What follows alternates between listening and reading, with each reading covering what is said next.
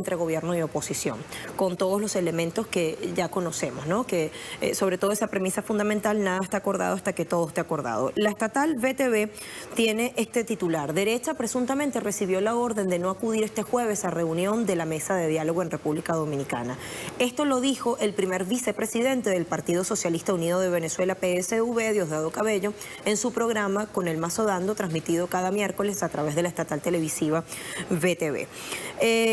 El primer vicepresidente acotó que todos los puntos discutidos fueron prácticamente aprobados y acordados. Esto se desprendía de los encuentros de los días 11 y 12, recuerden, pero la delegación opositora comenzó a adicionar otros planteamientos para crear expectativas a sus seguidores que no tienen forma ni manera de justificar, decía textualmente Diosdado Cabello. Por ello, advirtió que este jueves, tal como se estableció el 13 de enero para retornar a Santo Domingo a la reunión acordada, no hay garantía de que vuelvan los opositores.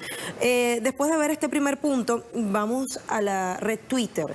La coalición opositora MUD publicó en horas de la noche de este miércoles un comunicado en el que, una vez que se lee, demuestran que dejan en suspenso su participación en esta jornada de diálogo pautada para jueves en Santo Domingo. La unidad exige al gobierno aclare las declaraciones del ministro Reverol a través de carta dirigida al presidente Medina, 17 de enero. Así dice ese tuit, el presidente Medina, es decir, el mandatario anfitrión, el presidente Danilo Medina.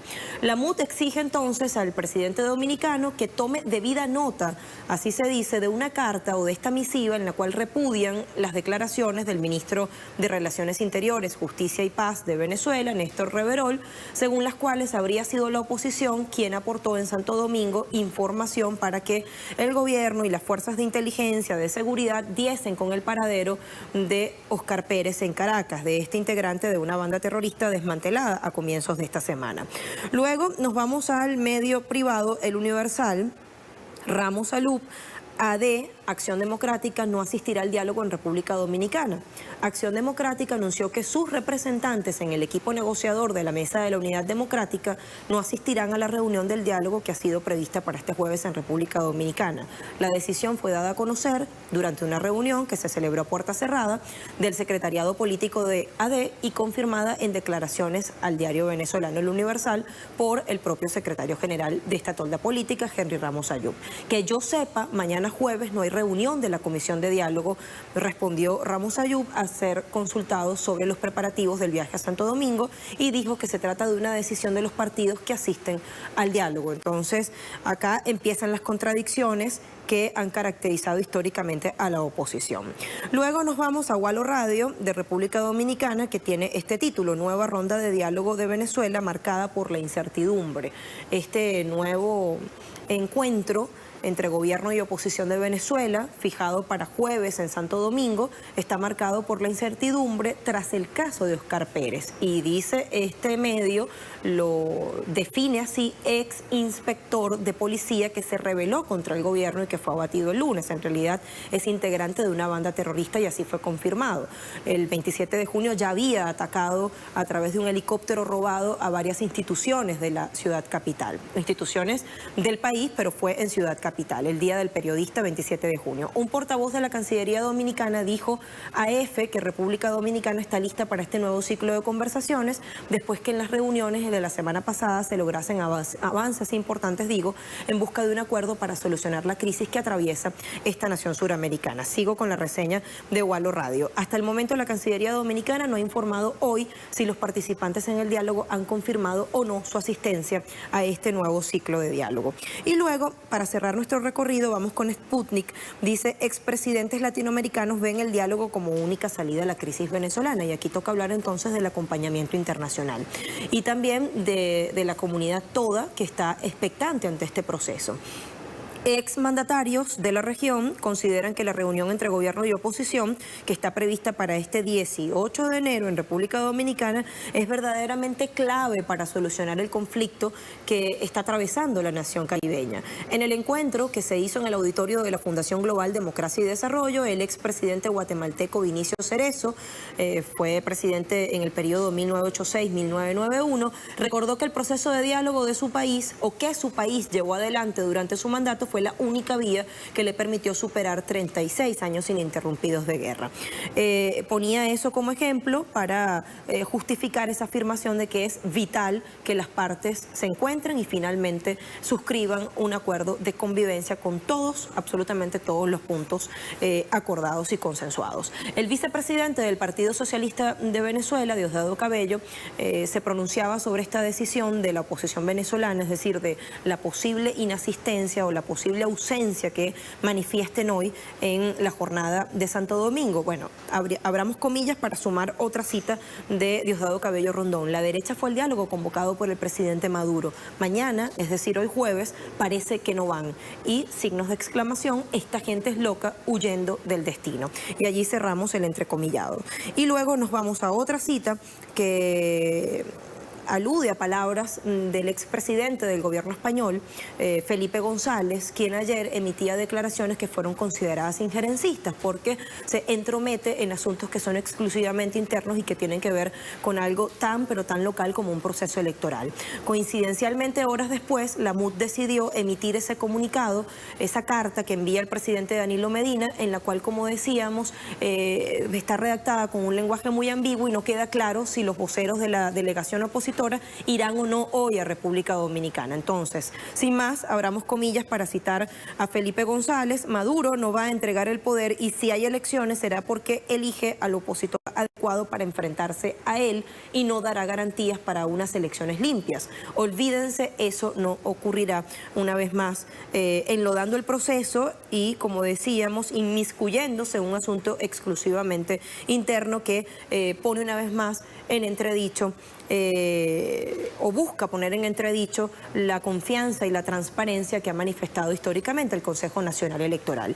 Y el presidente venezolano, Nicolás Maduro, recientemente, es decir, el lunes 15 de enero, cuando entregaba su mensaje anual de gestión desde la Asamblea Nacional Constituyente, volvía sobre este punto y decía cuán importante es que haya entendimiento entre las partes para la paz y la estabilidad en la patria bolivariana. Llamo a que en la mesa de diálogo, citando al presidente de la República, le demos la última oportunidad a la oposición, porque ellos quieren seguir haciéndole perder tiempo al país, como ha sido la constante. El presidente, cada vez que convoca diálogo, confía, en la buena voluntad de los opositores. Sin embargo, parece que la oposición vuelve a descartar el diálogo. Bueno, hay puntos álgidos, se ha dicho en más de una vez. Sin embargo, todavía las delegaciones, para no enlodar el proceso, justamente para que no se enrarezca este proceso de acercamiento y no haya reversión en los logros que han alcanzado, no se aclara cuáles son esos puntos en los cuales todavía hay que afinar, en los cuales todavía hay que limar las asperezas y eliminar o barrer de una vez por todas las desavenencias. Hacemos esta introducción, vamos a analizar, vamos a hacer una pequeña pausa y a la vuelta continuamos.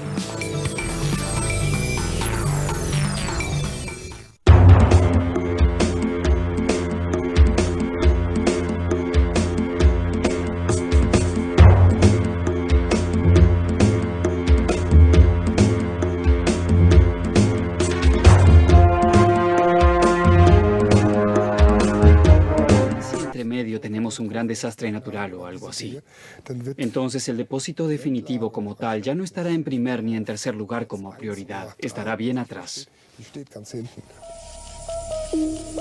Muchos expertos creen que ha llegado el momento. Y de todos modos, en Alemania pasarán décadas hasta que un depósito definitivo comience sus operaciones. Aquí descubrimos en gran medida por qué es así.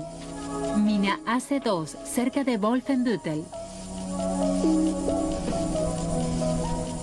En ningún otro lugar son tan claros los errores de la política nuclear alemana. Marc-André Strutz y su colega Tobias Hermann son responsables de la seguridad en la mina. La cabina elevadora los lleva al primer piso de la mina de más de 100 años de antigüedad.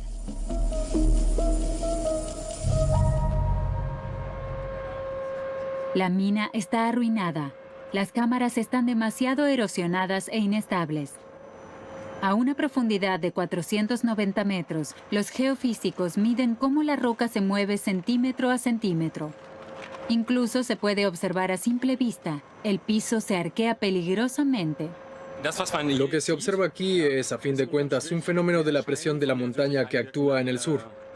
Las pendientes entre estas cámaras de excavación son entre 5 y 6 metros.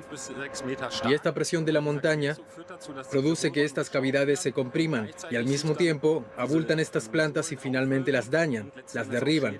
Así que allí se producen, a raíz de esto, formación de fisuras, daños. A pesar de ello, aquí se almacenan desechos nucleares desde finales de la década de 1960. Un total de 126.000 contenedores con desechos radiactivos de nivel bajo a medio. Estas son las imágenes que se han eliminado, la excavadora que dejó caer los barriles. Esto se ha convertido en el símbolo de un almacenamiento definitivo fallido. Y entonces, durante mucho tiempo, se dijo que todo estaría seguro. También se dejó a la población con esta idea, y las autoridades involucradas actuaron de la misma forma. Y de golpe, cuando se trató de cerrar esta mina, se dijo que todo sería tan peligroso que solo quedaría poco tiempo. Y esto, por supuesto, que es algo que no fomentó la confianza, sino que sembró una gran desconfianza. Y aún hoy tenemos que lidiar con eso. La principal tarea de los mineros es estabilizar el domo salino lo mejor posible, para que algún día, en un futuro lejano, los residuos radiactivos puedan volver a ponerse a salvo.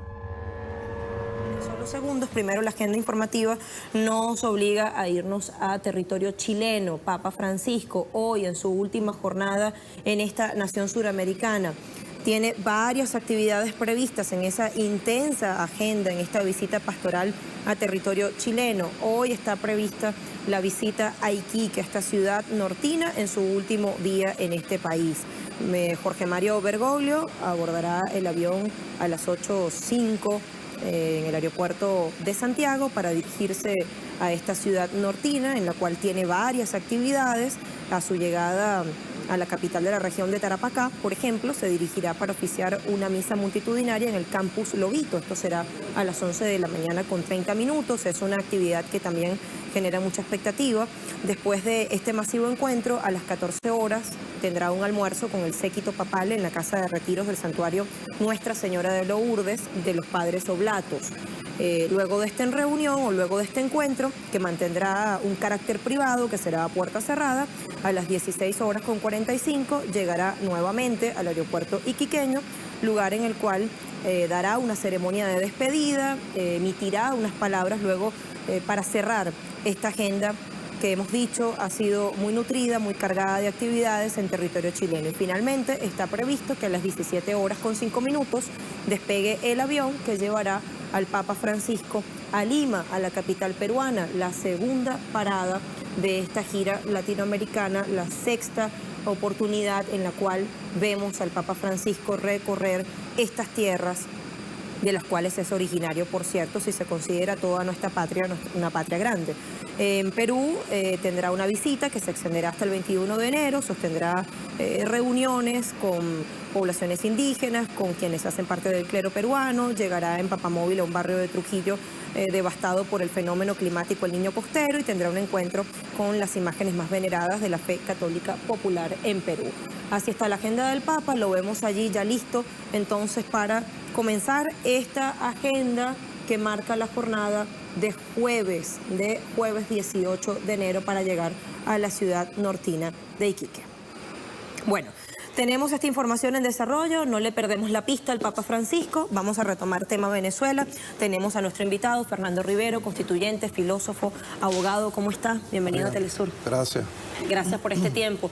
¿Veremos a las partes hoy en República Dominicana? Bueno, creo que debemos prepararnos para dos escenarios. Para el país, para la región, lo más conveniente es que los representantes de la Mesa de la Unidad Democrática asistan al diálogo.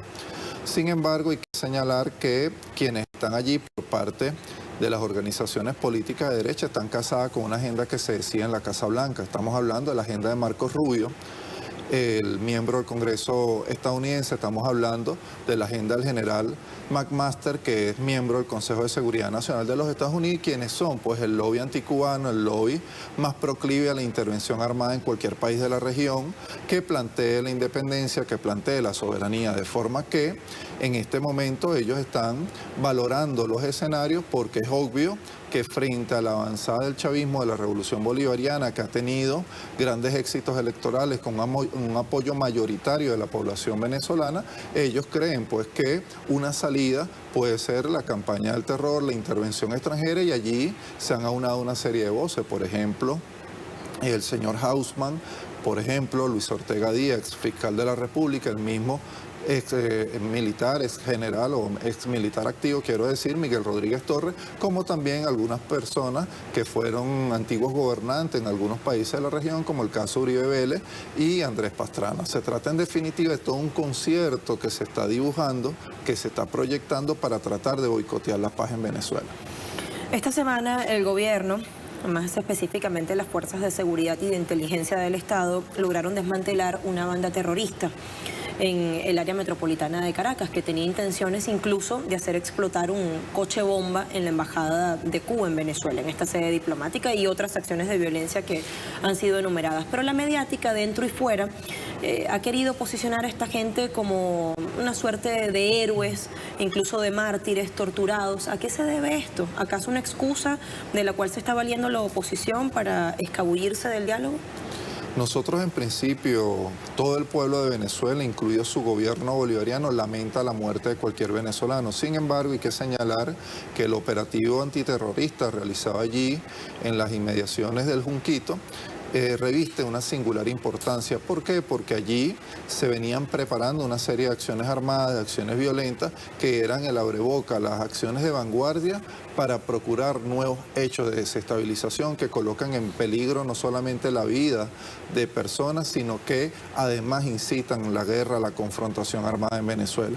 De hecho, se puede apreciar con las declaraciones sobre ese suceso que ha emitido el expresidente Uribe Vélez o Andrés Pastrana, lo que ha hecho, por ejemplo, Patricia Poleo, lo que han hecho diferentes actores de la Mesa de la Unidad Democrática, como hay toda una alineación que pretende socavar el diálogo y crear las condiciones para hablar en el plano internacional del Estado canalla o del Estado fallido. Y esto no es otra cosa que parte de la agenda. La Mesa de la Unidad Democrática lo ha dicho prácticamente de forma abierta. Ellos piden la intervención humanitaria, ellos piden la intervención de potencias extranjeras, y debemos también señalar que esto sea en el marco de algo muy peligroso para la región. Se trata de la ruptura con la doctrina Obama, la doctrina del poder inteligente. En este momento el presidente Donald Trump ha vuelto, digamos, en el marco de todo lo que ha sido la política exterior de los gobiernos republicanos, a radicalizar sus posturas en la región, y por supuesto Venezuela en este momento denuncia ante la comunidad internacional, ante los pueblos del mundo,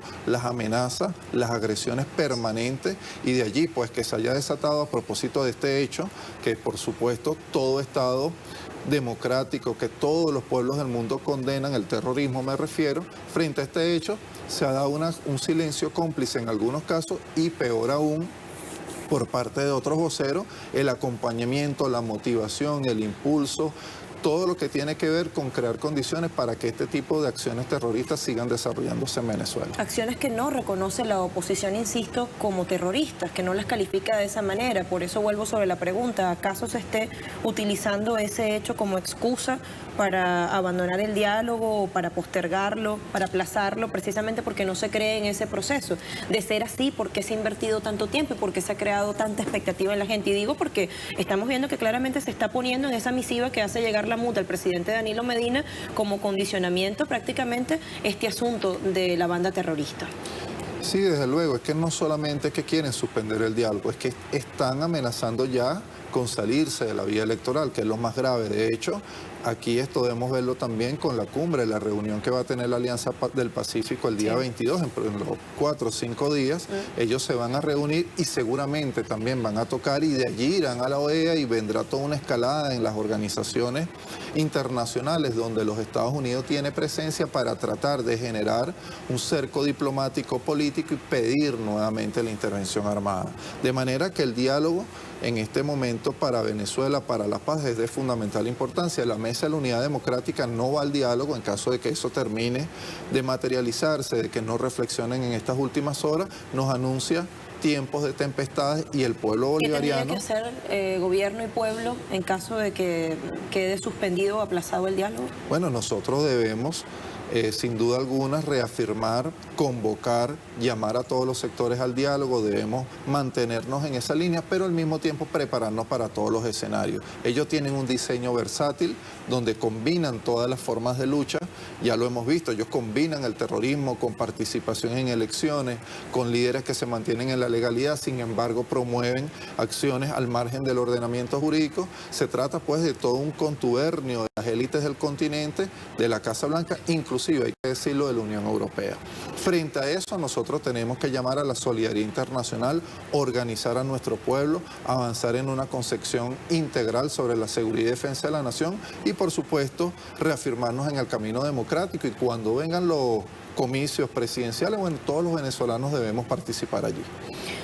Preguntamos esto exactamente en Twitter para promover la participación de nuestra audiencia, de quienes a esta hora se conectan con nosotros. Gobierno y oposición han avanzado considerablemente en el diálogo. Las delegaciones han dicho, hemos logrado acuerdos en varios de los puntos, de los 7 que hacen parte de la agenda. Pese a esto, la MUD vuelve a condicionar su participación. La pregunta que hacemos es por qué, y tenemos las siguientes opciones, y digo en qué se concentran las respuestas, en cuál de ellas se concentran las respuestas. 56% cree que presión estadounidense, 4% cree que la oposición volverá a la violencia, 15% cree que se debe a divisiones internas, el hecho de que nuevamente condicionen el proceso de diálogo, y 25% cree que es que la MUD, esta coalición opositora, nunca creyó en el diálogo. Ahí están las respuestas, un comentario final y despedimos, Fernando. Bueno, creo que son todas las anteriores. Están divididos, no tienen apoyo popular, tienen presión de los Estados Unidos, su agenda es la agenda del imperialismo, y finalmente un llamado a nuestro pueblo, un llamado a la Fuerza Armada Nacional Bolivariana, a nuestro gobierno, a que todos transitemos, como en efecto lo venimos haciendo, el camino democrático, el camino de la paz, y a los pueblos del mundo un llamado a la solidaridad internacional. No permitamos una nueva agresión estadounidense de naturaleza militar acá en Venezuela. El diálogo no es una opción, debe ser la opción fundamental, y nosotros acá en la Venezuela bolivariana, en la Venezuela que cree en la democracia, hemos señalado que ese es el camino correcto para dirimir las controversias, para dirimir las diferencias. Fernando, el equipo le agradece el esfuerzo por estar acá muy temprano para emitir estas consideraciones a través de nuestra pantalla. Tiempo de una pausa en Agenda Abierta y a la vuelta otros temas. Ya venimos.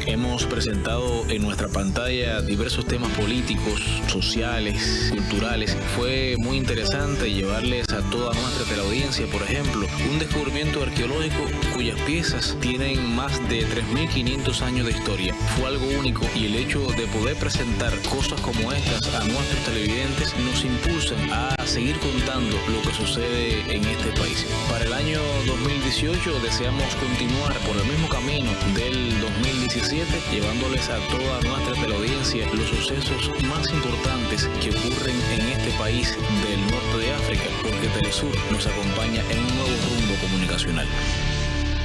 Conectamos con cada espacio de la realidad mundial para ofrecer una cobertura integral de cada suceso.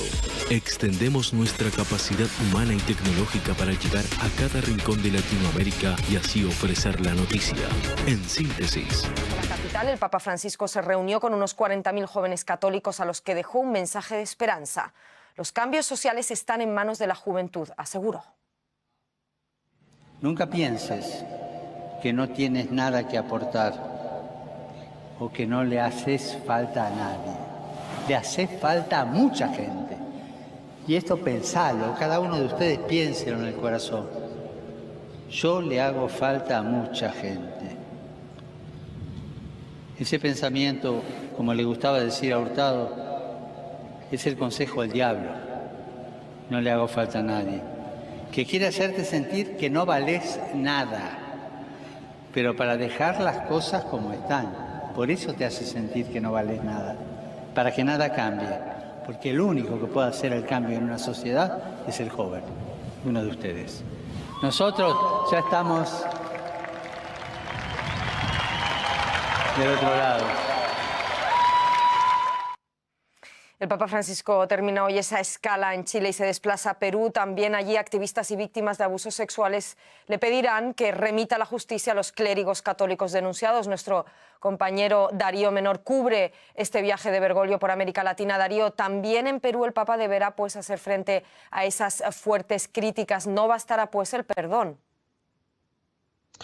Pues sí, eso parece, Ana, la cuestión de los abusos sexuales a menores cometidos por eclesiásticos que ha marcado la visita del Papa a Chile. También va a estar presente en Perú, cuya iglesia se ha visto sacudida por el escándalo del sodalicio de vida cristiana, que es una institución católica intervenida la semana pasada por el Vaticano. La decisión de Roma llegó después de que la Fiscalía peruana acusara a su fundador, Luis Fernando Figari, de presuntos delitos de asociación para delinquir, secuestro y lesiones psicológicas. Los miembros de sodalicio están además siendo investigados por abusos sexuales. Las víctimas piden a Bergoglio en Perú también más mano dura contra los abusadores, pero a diferencia de lo ocurrido en Chile, no es previsible que vayan a registrarse manifestaciones durante la visita, ya que el ministro del Interior, Vicente Romero, indicó ayer que no se van a dar permisos para protestas y movilizaciones mientras el obispo de Roma esté en territorio del Perú. Por tanto, si las hay, van a ser ilegales. Darío, antes de desplazarse a Perú, Francisco se encontrará hoy en Chile con 2 víctimas de la dictadura de Pinochet. ¿Qué más me puedes contar? Pues sí, Bergoglio va a oficiar una misa en Iquique, una ciudad al norte de Chile, en la que hay un gran número de inmigrantes de diversos países latinoamericanos. Tras la ceremonia está previsto que reciba a 2 personas que sufrieron la represión durante el régimen militar de Augusto Pinochet. Va a ser un encuentro privado del que sabemos realmente muy poquito, ni siquiera se ha hecho público la identidad de estos 2 supervivientes. Recordemos que ayer el Papa en Temuco dedicó la misa que presidió allí por las víctimas de la dictadura. Dijo que era por todos los que sufrieron y murieron y por todos los que cada día llevan sobre sus espaldas el peso de tantas injusticias. Darío, vamos a repasar un poco esos puntos de la agenda en Perú, en Lima, cuando se desplace.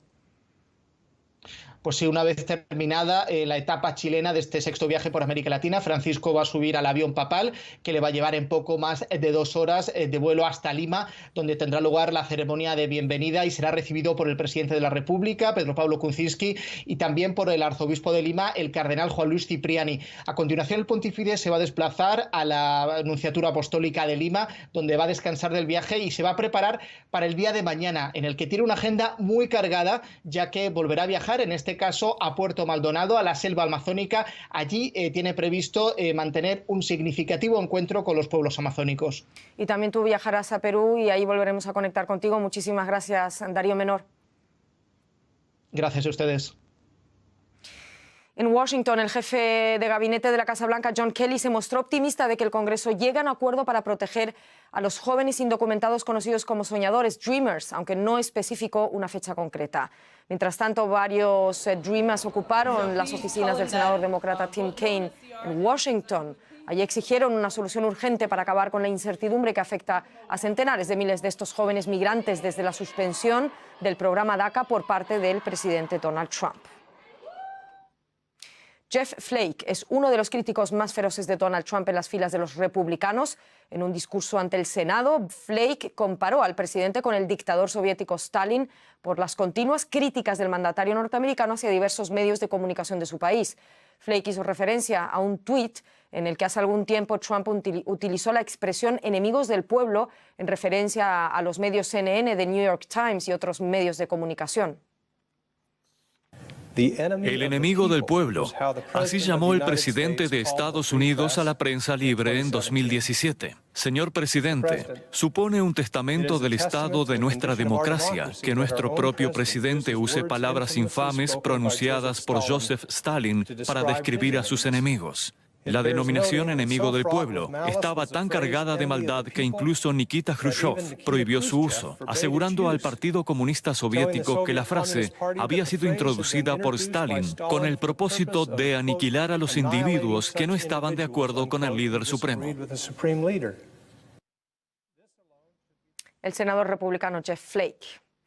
Más cosas. El periodista Denis Yücel se convirtió en un símbolo de la crisis en las relaciones entre Alemania y Turquía hace casi un año. Es el tiempo que el corresponsal turco-alemán del diario alemán Die Welt lleva preso en una cárcel turca. No es el único, pero sí es el más conocido. Y mientras Alemania y Turquía empiezan a normalizar sus relaciones y acercar posturas después de que Berlín prometiera bloquear la venta de armas a Turquía, Yücel insiste en una entrevista que no quiere conseguir su libertad como parte de un trato sucio. Desde la cárcel en Turquía, Deniz Yücel rechazó, según sus palabras, cualquier trato sucio que pudiera liberarlo a cambio de un nuevo negocio armamentístico con Turquía. Dijo: "No quiero que mi libertad quede manchada ni por negocios con tanques Rheinmetall ni por las acciones de ningún belicista. No quiero ser parte de ningún trato sucio". Así reaccionaba Yücel a una entrevista del semanario Der Spiegel con el ministro de Exteriores alemán. Sigmar Gabriel prometió bloquear la venta de armas a Turquía, diciendo: "Así será hasta que no se resuelva el caso de Yücel". También rechazó la interpretación que hace Yücel de las conversaciones entre Alemania y Turquía. ¿Qué es un trato sucio? Es un trato que no te atreverías a contarle al público o a algún tipo de apaño. Este no es el caso. El lunes, el abogado de Yücel pidió su libertad a la Corte Constitucional turca. El ministro de Exteriores turco, Mevlut Cavusoglu, dijo que la excarcelación era inminente. Muchas personas han sido ya liberadas gracias a la decisión de la Corte Constitucional, incluidos algunos periodistas y políticos. Pero otra corte de Estambul ha ignorado la orden de liberar a 2 periodistas turcos, lo que acrecienta los temores de que Yücel continúe tras las rejas. Nos desplazamos a Oriente Próximo y la batalla legal que libra un adolescente que se ha convertido en el símbolo de los menores palestinos en cárceles israelíes. Es la joven palestina de 16 años, Ahed Tamimi. Está siendo juzgada por abofetear a un soldado israelí y permanecerá en prisión durante el proceso judicial. Así lo ha decidido un tribunal militar en Cisjordania y así lo informó el ejército israelí. Según Amnistía Internacional, podría ser condenada esta joven hasta 10 años y pide la puesta en libertad, la organización inmediata de la joven. Deutsche Welle tuvo la oportunidad de hablar con el padre de la joven en Ramallah. Este es el video que provocó una tormenta en las redes sociales. Una chica palestina abofeteando y empujando a un soldado israelí. Poco antes, las tropas israelíes habían sido atacadas con piedras, según informa el ejército. La joven tiene 16 años. Ahed Tamimi se ha convertido en un ícono de la resistencia palestina. Este soldado es un símbolo de la ocupación que se ha apropiado de nuestra tierra, nuestro país y ha matado a nuestra gente. Desde el incidente de diciembre, Ahed ha estado bajo custodia. Se enfrenta a 12 cargos que incluyen asalto y provocación, que podrían significar una larga condena de cárcel. Ahed pertenece a una conocida familia de activistas en Cisjordania y no es ajena a la confrontación. En 2012 fue filmada golpeando a un soldado en Ramallah. Y 3 años después, una foto captaba cómo mordía a un soldado que intentaba arrestar a su hermano. Su detención ha provocado protestas en los territorios palestinos y en todo el mundo. Los grupos de derechos humanos afirman que la detención no está justificada al tratarse de una menor. Sin embargo, para muchos israelíes, la adolescente es una provocadora. El ministro de Educación israelí declaró que la detención de Ahed y su prima debe servir de ejemplo. Deberían acabar sus días en la cárcel. Las imágenes son duras. Confío en que se investigue el incidente y se aprendan las lecciones. Amnistía Internacional afirma que actualmente Israel tiene detenidos a unos 350 menores palestinos y que cada año se procesa a otros cientos. En Israel, muchos critican que a menudo estos jóvenes son utilizados como propaganda política. Si alguien me garantizara, un país árabe, un organismo internacional o cualquiera de nuestros gobernantes o funcionarios, cualquiera, si alguien me garantizara que la ocupación acabará en 1, 2, 3 o incluso 5 años, preferiría enseñarle a mi hija ballet. China expresa su deseo de que el acercamiento logrado entre las 2 Coreas para tratar la participación norcoreana en los Juegos Olímpicos de Pyeongchang se prolongue tras esa cita. Solo a través del diálogo se podrá lograr la estabilidad de la península. Por primera vez en 12 años, Corea del Sur y Corea del Norte desfilarán juntas bajo la misma bandera en la ceremonia de inauguración de los Juegos Olímpicos el próximo 9 de febrero. Un hecho que podría simbolizar un importante acercamiento tras una década marcada por la tensa relación entre ambos vecinos. El acuerdo llegó tras la tercera ronda de contactos entre representantes de las dos Coreas en la localidad fronteriza de Panmunjom. Deportistas de ambos países desfilarán bajo una misma bandera en las ceremonias de apertura y clausura de las Olimpiadas de Invierno. La última vez que sucedió fue en Turín en 2006. Pero por primera vez en 70 años, es decir, desde la división de las dos Coreas, se presentará un equipo coreano unificado a un evento deportivo. Habrá una selección conjunta de hockey femenino sobre hielo. Desde el punto de vista deportivo, no todos lo ven con buenos ojos. En tan poco tiempo es difícil formar un equipo homogéneo. No podrá competir con la cohesión de un equipo que se conoce desde hace años. Tanto mayor es el mensaje político que lanzan las dos Coreas con este paso simbólico. Esta cooperación entre ambos países puede ser un primer paso.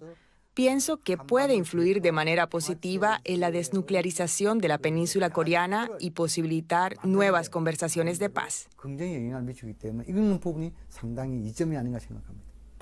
Sin duda, este acercamiento entre Corea del Norte y del Sur contribuirá a disipar los temores en torno a la seguridad en los Juegos Olímpicos de Pyongyang. El ideal olímpico del entendimiento entre los pueblos cobra así un nuevo sentido. Nos despedimos en México, en la península de Yucatán, donde los buceadores del proyecto de investigación Gran Acuífero Maya lograron conectar dos cuevas subacuáticas que juntas forman el mayor sistema de cavernas inundadas del mundo. Se trata además de un valioso sitio arqueológico que puede arrojar nueva luz sobre la antigua civilización maya. El sistema Sac-Actum, así se llama la gigantesca cueva, tiene más de 340 kilómetros de túneles y galerías sumergidas. Preciosas, además. Esto es todo. En un minuto, mi compañero Andrés Blumenkrantz les ofrece la actualidad económica. No se la pierdan. Gracias por estar ahí. Al Estado que se paguen esas deudas. Hablan, por ejemplo, de 10.000 millones de pesos que se les adeudan a los maestros. Lo que han puesto de presente es que antes estas deudas estaban a cargo del Ministerio de Educación Nacional, de competencia nacional. Sin embargo, no se sanearon estos pasivos y ahora pasaron a competencia de la gobernación del departamento del Chocó. Y esta lo que señala es que no tiene los recursos para cancelarle a los maestros, que simplemente los recursos que llegan al departamento del Chocó solo alcanzan para cubrir el día a día. De hecho, han puesto de presente, por ejemplo, que los recursos que hay para pagar celadores, para pagar el aseo de los colegios y otro tipo de cuestiones que implican la educación cada día de los estudiantes, solo hay recursos hasta el mes de mayo. Ante esta realidad, pues los maestros han señalado que van a permanecer en el cese de actividades. Está previsto que el día de mañana lleguen líderes de estos a la ciudad de Bogotá, se reúnan con integrantes del Ministerio de Hacienda en búsqueda de soluciones, pero si esto no se logra, pues simplemente el próximo lunes los estudiantes de esos 4.000 profesores pues no podrían comenzar sus clases. Es importante también poner en contexto esa situación. Recordemos que el año pasado el departamento del Chocó vivió varios días de un paro cívico indefinido. En ese momento ellos denunciaban el abandono del Estado colombiano, reclamaban garantías para la vida, reclamaban garantías sociales, educación, carreteras, salud, y en su momento el gobierno nacional se comprometió a cubrir con estas situaciones, a responderle a las comunidades. Pero la realidad que se refleja hoy es que estos 4.000 maestros de este departamento siguen señalando que no tienen plenamente esas garantías laborales porque tienen esos pagos y esas deudas retrasadas y que la respuesta por ahora es que no hay recursos para ellos. Gracias, Lore, por los detalles. Vámonos ahora a Brasil con Adriana Robreño. La víspera del juicio en segunda instancia al líder Luis Ignacio Lula da Silva está marcada por movilizaciones multitudinarias de quienes dicen defendemos la democracia y denunciamos que esta condena contra Lula es una persecución judicial para impedir que el líder que sería más votado en unos eventuales comicios llegue a la presidencia efectivamente. Adriana, cuéntanos de esto.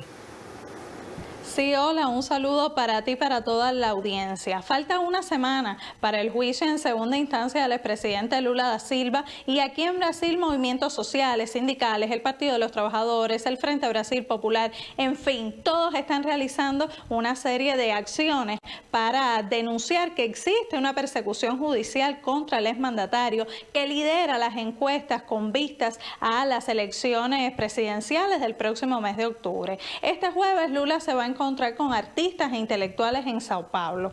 Aquí en la capital, hoy también en la noche, profesores de Derecho de la Universidad de Brasilia van a ofrecer una conferencia para explicar las incoherencias legales del proceso judicial contra Lula. Es así que en varias ciudades se están realizando durante toda la semana encuentros, actos públicos, continúan creándose los comités en defensa de la democracia y por el derecho de Lula a ser candidato presidencial. Ya hay más de 500 comités formados y estas acciones, movilizaciones, van a continuar hasta el próximo día 24 de enero, que es cuando será la sesión del Cuarto Tribunal Regional de Porto Alegre para analizar el recurso de la defensa de Lula, quien fue condenado por el juez Sergio Moro a 9 años y medio de prisión, a pesar de no existir pruebas en su contra. Tanto así que ya una jueza de aquí de Brasilia emitió una decisión donde dice que el apartamento por el cual Lula es acusado de ser dueño no le pertenece a él. En Porto Alegre es donde se van a concretar la mayor parte de las manifestaciones de apoyo a Lula. Ómnibus de todo el país van a llegar hasta allí en caravana, hasta esa ciudad del sur de Brasil, donde el día 23 en la noche se va a realizar una vigilia en las inmediaciones de la sede del tribunal. Tanto allí en Porto Alegre como en otras ciudades del país también va a haber estas vigilias. Muchos brasileños van a estar así en las calles defendiendo a Lula y defendiendo la democracia también. Veremos los resultados de esa presión popular, la incidencia que tendrán los sucesivos esos más de 500 comités populares en defensa de la democracia y de la candidatura de Luis Ignacio Lula da Silva. Nos toca hacer una nueva pausa, agradecimiento a todos nuestros corresponsales de esta jornada y luego de la pausa hablamos de Ecuador.